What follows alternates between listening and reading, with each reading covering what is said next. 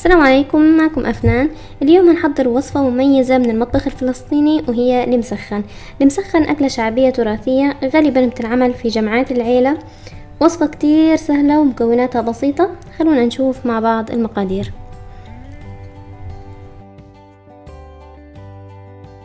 لتحضير المسخن هنحتاج دجاجة كاملة مقطعة، بصل، زيت زيتون، سماق، معلقة كمون، ملح، خبز شراف، وللتزيين صنوبر محمص.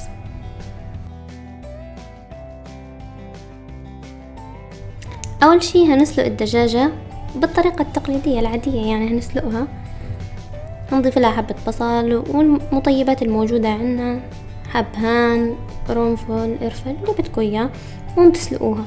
بعدين هتصفوها وتحطوها على جنب لوقت استخدامها. في طنجرة تانية على النار هنحط كمية منيحة من زيت الزيتون وهنضيف لها البصل.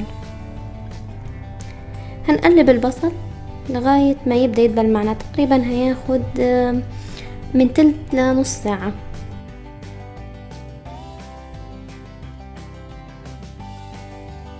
طبعا حسب الكمية اللي بتحددوها، انا ما حددت في المكونات لانه انتي بتتحكمي بالكمية حسب ما بدك تعملي. يعني كان عدد افراد عيلتك كبيرة هتستخدمي كمية اكبر اكيد.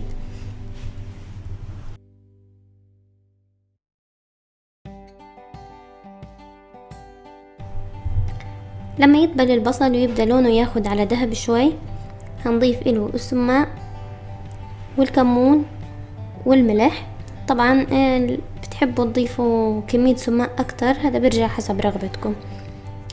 في صينية اللي هندخلها الفرن، اول شي هندهنها بزيت الزيتون،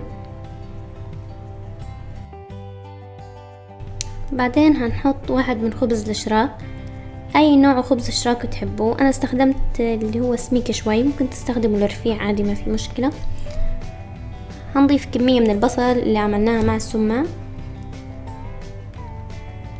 ونوزعه على خبز الشراك.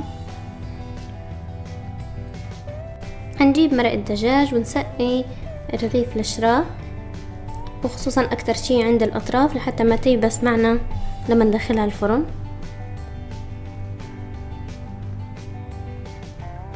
هنجيب رغيف تاني من الشراك ونحطه فوق.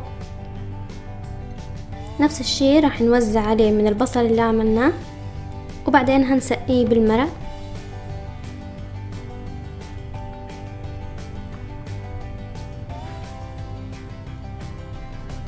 نسقي كتير منيح على الاطراف لحتى ما تيبس معنا لما ندخلها الفرن.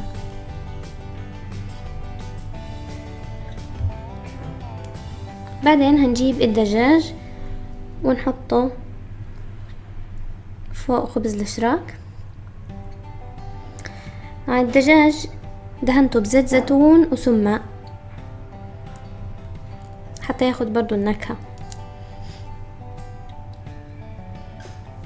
هندخلها الفرن على حرارة 200 لغاية ما يتحمر معنا الدجاج، هياخد من ربع ساعة لتلت ساعة. بعدين هنزينها بالصنوبر. قدموها ساخنة وصحتين وعافية عليكم. ان شاء الله تكونوا حبيتوا هالوصفة التراثية الرائعة. لا تنسوا تعملوا لايك للفيديو وتشتركوا في قناتي. استنوني في الفيديو الجاي. سلام.